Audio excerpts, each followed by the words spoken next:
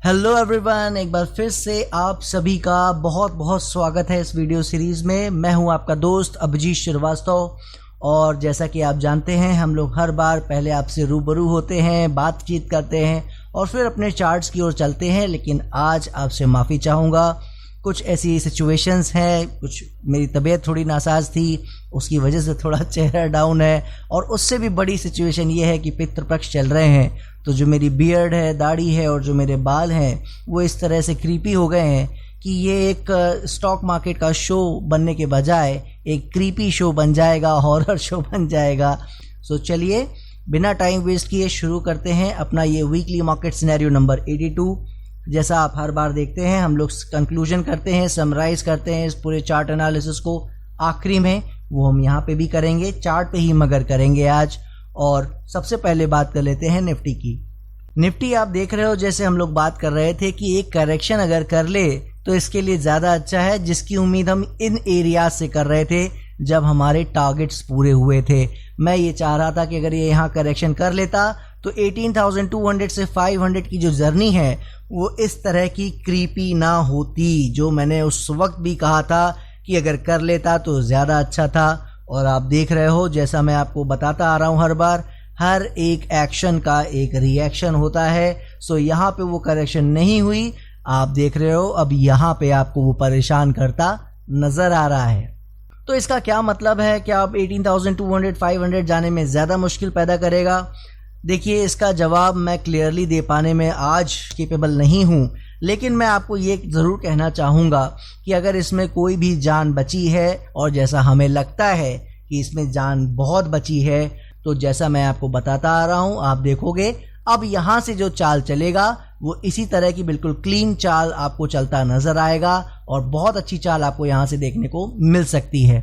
बहुत ज़्यादा क्या कर सकता है, कुछ दिन कुछ सेशन यहीं पे आपको एक रेंज बनाता नज़र आ सकता है, ये बिल्कुल पॉसिबल है। यानी दोनों ही सिनेरियो में आप बहुत जल्द देखोगे ऊपर जाता नज़र आ सकता है, थोड़ा रेंज बनाने के बाद या उससे पहले। लेकिन अगर हम गलत हो जाते हैं और करेक्शन का साइज यहीं से बढ़ाने के मूड में अगर निफ्टी है, तो फिर आप क्या देखोगे, यहाँ पे 17,500 डिसाइसिवली ब्रेक कर जाएगा और उसके बाद या तो प्राइस वाइज करेक्शन आएगी या टाइम वाइज। आप जानते हो करेक्शन का जो एक्सटेंशन मैं हमेशा आपको बताता आ रहा हूँ कि करेक्शन में जब एक्सटेंशन आता है तो वो अपनी सोच जो हमारी होती है उससे ज़्यादा टाइम बिताता है। अब वो टाइम भाव को ज़्यादा गिराने में लगाता है या वो टाइम किसी एरिया में रेंज में रह के बिताना चाहता है, तो वो ये डिसाइड करेगा। लेकिन अगर ये लेवल ब्रेक करता है तो उम्मीद ये ज़रूर है कि फिर ये अपने प्राइस या टाइम वाइज करेक्शन को एक्सटेंड ज़रूर करेगा।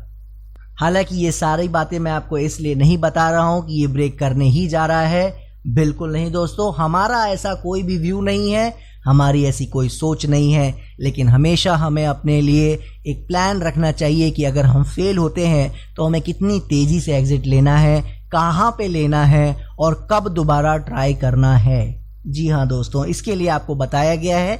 सो जब भी ऐसी पोजीशन हो एक बार को निफ्टी से दूर हो जाइएगा अगर ब्रेकआउट डाउन साइड दे दे तो, वरना अगर यहीं से कुछ अच्छा करता नज़र आता है तो आई होप जिसके पास पोजीशन है उसको बेहतर रिटर्न ज़रूर मिलेगा। यहाँ से सीधा यहाँ से अब जो गाड़ी रुकेगी वो मुझे पूरी उम्मीद है अब सीधा इसी रेंज के अंदर जाके ही रुकेगी जो हमारे टारगेट्स हैं। बाकी जैसे जैसे चलेगा हम इसकी बात करते रहेंगे।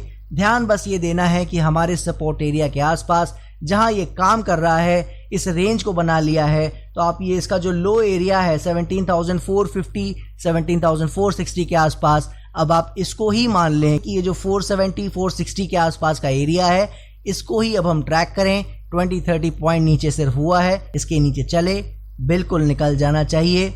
सो जिसके पास भी पोजीशन है जब तक ये एरिया ब्रेक ना करे तब तक पोजीशन बनाए रखें। यहाँ पे कोई किसी तरह का कंफर्मेशन मिले, जो मेरी नज़र में एक लेवल अगर मैं आपको देना चाहूँ तो वो आपको एरिया एक मिल जाएगा, ये आ रहा है आपका 17,800 के आसपास, जो मैंने आपको मिडिल वीक में भी बताया था कि अगर चाहे तो बिल्कुल इसके नीचे टाइम बिता सकता है। थोड़ा 800 के ऊपर चलेगा तो अप ट्रेंड का कंफर्मेशन हमें हो जाएगा, ब्रेकआउट हमें फ्रेश इसके ऊपर मिलेगा। सो जो भी दोस्त फ्रेश पोजीशन के लिए देख रहे हैं, मेरी नज़र में 17,800 के एरिया के ऊपर फ्रेश पोजीशन के लिए दोबारा मौके मिलेंगे। सो ये रहा सारा निफ्टी का व्यू। जिसके पास भी पोजीशन है बनाए रखना चाहिए। फिलहाल निफ्टी में कोई भी दिक्कत नहीं है। इसी तरह अब हम लोग जो बैंक निफ्टी के चार्ट पर आ गए हैं, आप देख सकते हो वही उसी सेम शेप में करेक्शन करता नजर आ रहा है। जिन सपोर्ट एरियाज की हमने बात की थी, ब्रेक नहीं करना चाहिए, आपने देखा पूरा वीक निकल गया, एक नया हाई मिला और वापस उसी सपोर्ट एरिया के आसपास आता नजर आया। सो क्या इसमें किसी तरह का कोई भी चेंज है? कोई भी चेंज नहीं है दोस्तों। सपोर्ट इसीलिए मैंने रिवाइज नहीं किया था। सिर्फ नया हाई लगाने से कुछ नहीं होता है, आपको इसका अंदाजा लग गया होगा। कई लोग इस तरह के फॉल्स ब्रेकआउट में ट्रैप हो जाते हैं। सो सिंपली अब हमें करना क्या है, 36,800 के आसपास का जो सपोर्ट एरिया है वही सेम है। जब तक इसके ऊपर काम कर रहा है, चाहे फ्रेश पोजीशन हो या ओल्ड, जो भी दोस्त हमारे साथ बने हुए हैं उनको बने रहना चाहिए। आपको पता है सीधा 39 से 40,000 की ओर मिनिमम टारगेट्स हमारे बैंक निफ्टी के हैं, उसी ओर जाता ये आपको नजर आ सकता है। और अब आगे दोस्तों फार्मा सेक्टर के चार्ट पर क्या बात की थी हमने, कोई भी चेंज नहीं है और इनफैक्ट आज से नहीं कई हफ्तों से कोई चेंज नहीं है। सपोर्ट एरिया जब से हमारा ले गया है, जिसको हमने इसी एरिया में एड्रेस कर दिया था कि इस एरिया के नीचे अब इसे नहीं जाना चाहिए। आपने देखा बाद में यहाँ पे करेक्शन करते करते सपोर्ट लिया और अब यहीं पे दोबारा से काम करता नजर आ रहा है। हर वीक मैं एक ही लाइन बोलता हूँ, आज भी बोल के आगे बढ़ना चाहूँगा।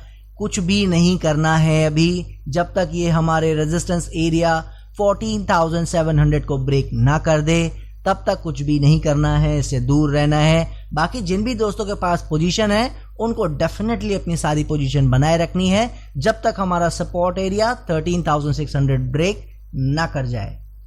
और इसी के साथ जैसा हम लोग केमिकल सेक्टर में भी बात करते आ रहे हैं, आपने देखा है इस वीक भी अच्छी चाल आई है केमिकल सेक्टर के स्टॉक्स में और कई स्टॉक आपने देखा 20-30% का रिटर्न दे गए इसी 1-2 वीक्स के अंदर अंदर। अगर आप केमिकल सेक्टर में ध्यान से देखोगे तो जो मैं आपको बताता आ रहा था कि केमिकल सेक्टर का तो नंबर लग ही गया है, फार्मा का आगे पीछे लग जाएगा। आप देख ही रहे हो कि पूरे सितंबर को इसने फार्मा में हाई ब्रेक किया है, अक्टूबर में इस वीक, और केमिकल ने तो ऑलरेडी चाल शुरू कर दी है। यानी कि फार्मा भी हो सकता है यहाँ से केमिकल के पीछे पीछे शुरू हो जाए, लेकिन केमिकल डेफिनेटली शुरू हो गया है। हालांकि सभी स्टॉक एक साथ जैसा आप जानते हैं नहीं चलते हैं, आगे पीछे सब चलना शुरू कर देंगे, मुझे पूरी उम्मीद है। सो जिन भी स्टॉक्स में पोजीशन है, जो मैं हर वीक बोलता आ रहा हूँ, केमिकल सेक्टर से बहुत उम्मीदें हैं, अभी भी बनाए रखें सारी पोजीशन। किसी भी तरह की प्रॉब्लम केमिकल सेक्टर में नहीं है। और अब आगे दोस्तों मेटल सेक्टर के चार्ट पर जैसा आपसे बात होती रहती है कि जब से ये यहाँ पे काम कर रहा है दूर रहना है इससे, हम लोग बार बार बात करते आ रहे हैं। आज भी कोई चेंज नहीं है, जैसा मैं बताता आ रहा हूँ कि हो सकता है अब यहाँ से अच्छा कर दे, करेक्शन अच्छा कर लिया है, इसमें कोई डाउट नहीं है। लेकिन मैं आज भी यही कहना चाहूँगा, जब तक ये 5900 1020 का जो ये एरिया है इसको डिसाइसिवली अपसाइड ब्रेकआउट ना दे दे, इससे बिल्कुल दूर रहें। और अब आ गए दोस्तों एनर्जी सेक्टर के चार्ट पर, जिसमें हम इन्हीं एरिया से बाय पे बने हुए हैं। क्या बात करते आ रहे थे हम, ये 16,200 का एरिया था, इस रेजिस्टेंस का ब्रेकआउट हुआ था और हमने क्लियरली बोला था कि इसे 18,000 से 20,000 मिनिमम जाना ही है। क्या देखा आपने, बहुत ही शानदार चाल दी, उसके बाद एक करेक्शन करने लगा प्रीवियस हाई के आसपास। इसके लिए हमने ये भी बात की थी हालांकि कि अगर ये चाहे तो थोड़ी बहुत करेक्शन यहाँ और कर सकता है, अगर करना चाहे। 16,400 का सपोर्ट भी हमने आपको दिया था कि यहाँ तक भी अगर वर्स्ट सिनेरियो में आना चाहे तो अभी आ सकता है। लेकिन क्या देखा आपने, बहुत जल्दी में है ये, और पहला टारगेट जो हमारा 18,000 का है वो इसने इसी वीक गैप करके ही पूरा कर दिया। एक बेहतरीन गैप बनाया और शानदार तरीके से बढ़ता चला जा रहा है। सो अब इसमें क्या करना चाहिए, देखिए कुछ भी करने न करने का सवाल ही नहीं है। जो भी दोस्त हमारे साथ नीचे से बने हुए हैं बनाए रखें पोजीशन, अब तो बात आ गई है सपोर्ट रिवीजन की। जी हाँ दोस्तों, तो सपोर्ट रिवीजन हमारा जो पहले 16,400 के आसपास था वो अब उठ के आ गया है 17,050 के आसपास। जी हाँ, अब आपको 17,050-70 का जो ये सपोर्ट एरिया दिख रहा है इसको ही ट्रैक करना है, यानी अब इसके नीचे इसे नहीं जाना चाहिए। कोई भी करेक्शन जो होगी अगर होती है तो अब जब तक इसके ऊपर है किसी तरह की घबराने की जरूरत नहीं है। इस एरिया को अब मैं हटा दे रहा हूं क्योंकि ये पहला टारगेट का लेवल था, इसको मैं डिलीट कर दे रहा हूं। 18,000 का टारगेट अब हो गया है पूरा और अब हमें बस ट्रैक करना है अपना सेकंड टारगेट जो कि है 20,000 का लेवल। जी हाँ दोस्तों, यानी अब हमें सिर्फ 20,000 का लेवल ट्रैक करना है। उसी के लिए हम इसको प्ले करना है, इसको अपने ट्रेंड को राइड करते जाना है। सपोर्ट हमने रिवाइज कर दिया है, सभी पोजीशन को बनाए रखनी चाहिए। छोटी मोटी करेक्शन के लिए हमेशा प्रिपेयर रहें। सो बनाए रखें पोजीशन, किसी तरह की प्रॉब्लम आप देख ही रहे हो एनर्जी सेक्टर में नहीं है। और ये दोस्तों आ गए हम लोग आईटी सेक्टर के चार्ट पर, जो ऑलरेडी हमारा सुपरस्टार चार्ट है जिसकी अभी बात हम लोग कर रहे थे। और आप देख रहे हो जो हमने बात की थी लास्ट वीक की जो ओवरऑल ब्रॉडर सपोर्ट एरिया है वो अभी भी 33,900 के आसपास है। इसे ही ट्रैक करना पड़ेगा क्योंकि 37,000 से लौट रहा है तो आपके लिए 10% का वो सपोर्ट एरिया बन जाता है। काफ़ी डीप में था तो इसीलिए मैंने साफ बोल दिया था जो इतना डीप नहीं देख सकते हैं वो अपनी प्रॉफिट बुकिंग ज़रूर कर लें, क्योंकि पार्शियल प्रॉफिट हमने पहले ही कर लिया था, पार्शियल ही क्वांटिटी बची थी, उसके लिए हमने साफ बात की थी। हालांकि जिन्होंने भी रखा है उनके लिए मैं आज भी यही कहूँगा, मेरा स्टैंड बिल्कुल अभी भी यही है। 33,900 का सपोर्ट अभी ट्रैक करें। अगर सब कुछ अच्छा रहा, थोड़ा टाइम ज़रूर यहाँ बिताना चाहे बिता सकता है, लेकिन अगर कोई गड़बड़ ज़्यादा नहीं हुई तो आप देखोगे कि यही टाइम बिताने के बाद आपको वापस ये नए हाई बनाता नज़र आ सकता है। हालांकि इतनी बड़ी चाल ले चुका है सो ऑब्वियसली हाई कभी भी लग सकता है और करेक्शन का साइज कभी भी बढ़ा सकता है। जो हम लोग कभी भी बात करते आ रहे हैं, इन्हीं एरिया से बात करते आ रहे हैं, उसका कोई भी भरोसा नहीं है। लेकिन इसका मतलब ये नहीं है कि हम अपनी पोजीशन से निकल जाएं। उसका तरीका सिंपल सा यही है, अपने स्टॉप लॉस उसको ट्रेल करते जाएं। एक सपोर्ट एरिया हमने ये दिया था बहुत ही अल्ट्रा शॉर्ट टर्म प्लेयर्स के लिए, उनको इस एरिया को ट्रैक करना है और आपने देखा इससे मार्केट ने इसी वीक नमस्ते कर दिया है। तो आई होप उनका स्टॉप लॉस टाइमली ट्रिगर हो गया होगा। बाकी जिन भी दोस्तों के पास पोजीशन है मैं पहले भी बता चुका हूँ, आज भी बता रहा हूँ, अभी बनाए रखनी चाहिए। अगर थोड़ा सा लंबे टाइम के लिए देख रहे हैं, यहाँ से 2-3 मंथ्स के लिए, अभी भी कोई प्रॉब्लम मुझे आईटी सेक्टर में नहीं दिख रही है। पहले से ही मैं बताता आ रहा हूँ, फ्रेश पोजीशन वालों को तो बिल्कुल दूर रहना चाहिए इससे। लेकिन जिनके पास पोजीशन है अभी और जिनको उम्मीद है कि यहाँ से भी अगर ऊपर चलता है तो हमें वो मिले, वो ट्रेंड को हम राइड करें, तो उनको ये सेक्रीफाइस करना ही पड़ेगा। जो ये ऊपर का एरिया है इसे छोड़ना ही पड़ेगा। कहीं ना कहीं वो स्टॉप लॉस ट्रेलिंग वाला ही ट्रिगर होता है, टॉप पे हमारा लेवल कभी भी बुक नहीं होता है, राइट। किसी भी तरीके से लेवल ब्रेक होगा नमस्ते कर लेंगे। सो फिलहाल बनाए रखें पोजीशन। अभी तक किसी तरह की प्रॉब्लम पोजीशनल ट्रेडर के लिए नहीं है।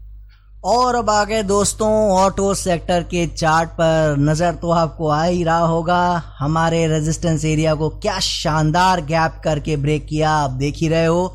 जो मैं आपको बताता आ रहा हूँ हर बार, जो पूछते हैं लोग कि सपोर्ट ब्रेक कर गया क्या, रेजिस्टेंस ब्रेक कर गया क्या, देखिए किसे कहते हैं रेजिस्टेंस ब्रेक करना। इसका कैरेक्टर देखिए आप, गैप तो है ही, उसके बाद किसी तरह का कोई ब्रेक नहीं, सीधा नॉन स्टॉप मूव आपको देखने को मिला। इसे कहते हैं कैरेक्टर ऑफ द ब्रेकआउट। क्या शानदार ब्रेकआउट हमारे रेजिस्टेंस लेवल पे दिया है। और ना सिर्फ ब्रेकआउट दिया है, क्या देख रहे हो आप, सपोर्ट ले गया है अभी इसी वीक। क्या शानदार तरीके से सपोर्ट ले गया है, आप देख रहे हो। हालांकि मैं आपको यहाँ पे अपडेट करना चाहूँगा, ये सपोर्ट काम कर जाए ये ज़रूरी नहीं होता है। जो सपोर्ट अब हमें फॉलो करना है वो ये नहीं है दोस्तों, ये ब्रेकआउट का एरिया था, ये कंफर्मेशन का एरिया था। सो अब क्या करना है, ये लेवल रिवाइज हो गया है दोस्तों आपके लिए। हालांकि बहुत नहीं हुआ है, लेकिन जो भी रिवाइज हुआ है वो आपके सामने मैं रख दे रहा हूँ। ये वो एरिया है 10,200 के आसपास। इसे ब्रेक नहीं करना चाहिए किसी भी हाल में, ये याद रखिएगा। 3-4 आवर की सस्टेनेबिलिटी भी इसके नीचे नहीं होनी चाहिए। यहाँ से थोड़ा बहुत अगर वर्स्ट के सिनेरियो में आता भी है तो घबराना नहीं है। हमारा काम है लेवल फॉलो करना और हम लेवल फॉलो करेंगे। जब तक 10,200 का एरिया फॉलो हो रहा है, ब्रेक नहीं कर रहा है, हम यही मानेंगे कि ये यहाँ से आपको आज एक लेवल दे रहा हूँ, कम से कम 13,000 साइड जा रहा है। जी हाँ, सो प्लीज़ उसके हिसाब से इसको देखें, अपना व्यू थोड़ा पोजिशनल रखें। मुझे पूरी उम्मीद है अगर थोड़ा व्यू पोजिशनल रहेगा तो ये एक बड़ा रिटर्न आपको देता नज़र आ सकता है। और अब आगे दोस्तों FMCG सेक्टर के चार्ट पर, जैसा आप जानते हो IT सेक्टर की तरह इसने भी बहुत बड़ी और बहुत शानदार चाल दी है, बहुत बड़ा रिटर्न हमें दिया है। और इस वक्त आप देख रहे हो FMCG में करेक्शन का माहौल चल रहा है। सो बिल्कुल कोई दिक्कत की बात नहीं है। सपोर्ट हमारा नीचे लगा हुआ है, इसके नीचे हमें देखने की कोई भी ज़रूरत नहीं है।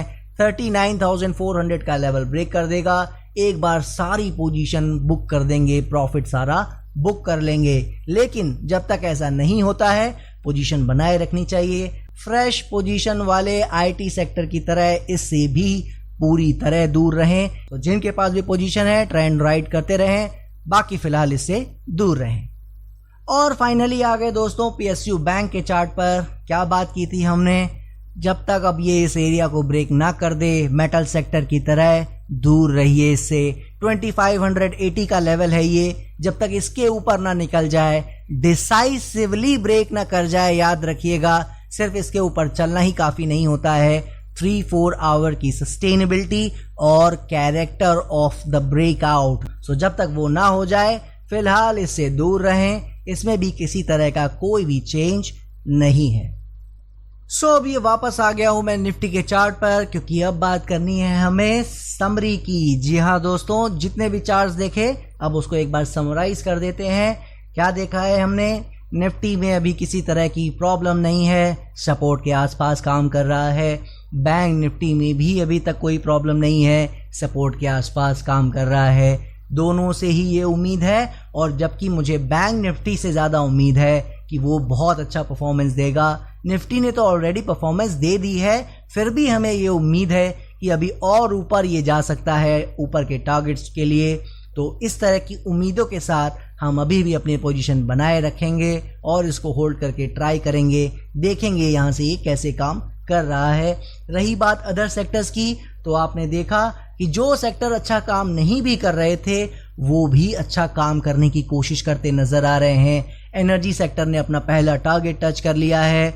IT और FMCG जो अभी तक बिना किसी रोक टोक के चल रहे थे, उन्होंने हालांकि कुछ करेक्शन देनी स्टार्ट कर दी है, उससे अभी भी घबराने की ज़रूरत नहीं है। उसके लिए मैंने बता दिया है, जिसके पास पोजीशन है उसको अभी भी पार्शियली पोजीशन होल्ड रखनी चाहिए, बाकी प्रॉफिट बुकिंग हो चुकी है। और जो बाकी सेक्टर्स हैं, जैसा आपने देखा फार्मा में कोई चेंज नहीं है, उसमें भी चाल आने की शुरुआत सी दिख रही है, मगर अभी भी क्लैरिटी नहीं है। लेकिन केमिकल ने एक बहुत अच्छी चाल ऑलरेडी देनी शुरू कर दी है।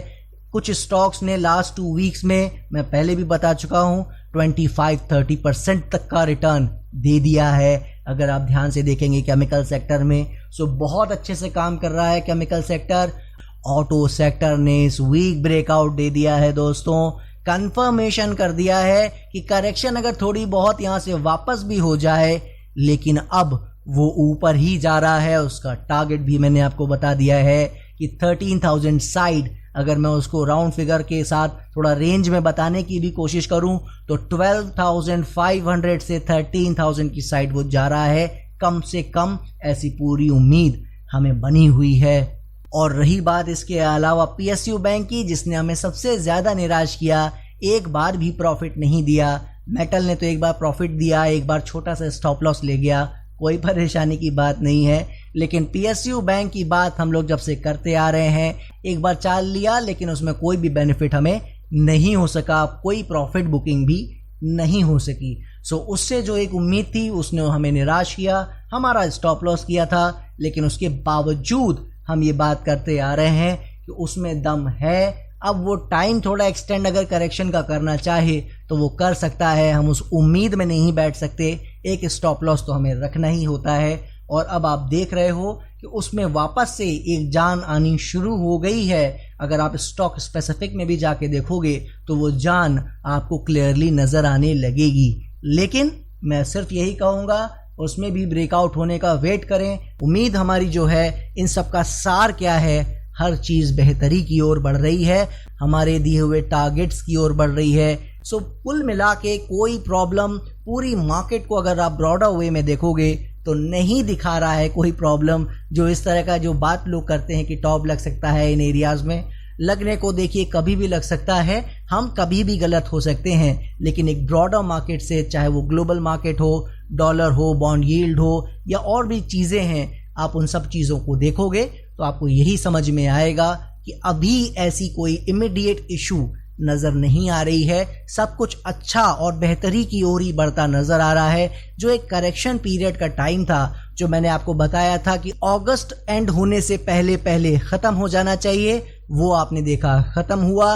और जो मैंने यहाँ तक की एक बोल्ड स्टेटमेंट दे दिया था कि आप अगर जुलाई अगस्त में जिस भी स्टॉक ने एक अपना लो लगाया है, उससे वहाँ से थोड़ा सा ऊपर भी निकल गया है, आप उस लो के साथ भी बने रह सकते हैं स्टॉक्स में।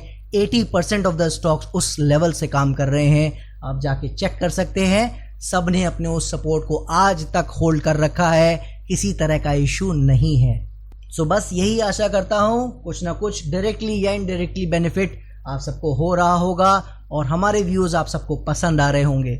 अगर पसंद आ रहे हैं तो प्लीज़ लाइक कर दीजिए एक बार, उसमें किसी तरह का नुकसान नहीं है आपका। लाइक कीजिए, शेयर कीजिए, और अगर आपने अभी तक सब्सक्राइब बटन नहीं दबाया है प्लीज़ उसको दबाना मत भूलिएगा। तो ये थी हमारी समरी, सारी चीज़ें हमने आपको क्लियर कर दी। आशा करता हूँ मैं अपनी बात आपके पास पहुँचा पाया होऊंगा, अपनी चीज़ों को क्लैरिटी से रख पाया होऊंगा। अगर पसंद आया होगा, मैं फिर एक बार यही रिक्वेस्ट करूँगा, प्लीज़ लाइक ज़रूर कीजिएगा और दूसरे लोगों के साथ शेयर कीजिएगा ज़रूर, क्योंकि वो मोटिवेशन की ज़रूरत मुझे हमेशा रहेगी आप लोगों से, और आपके बिना ये पॉसिबल ही नहीं है। राइट। सो नेक्स्ट वीक फिर मिलता हूँ नई इन्फॉर्मेशन के साथ। तब तक के लिए जय हिंद, जय भारत।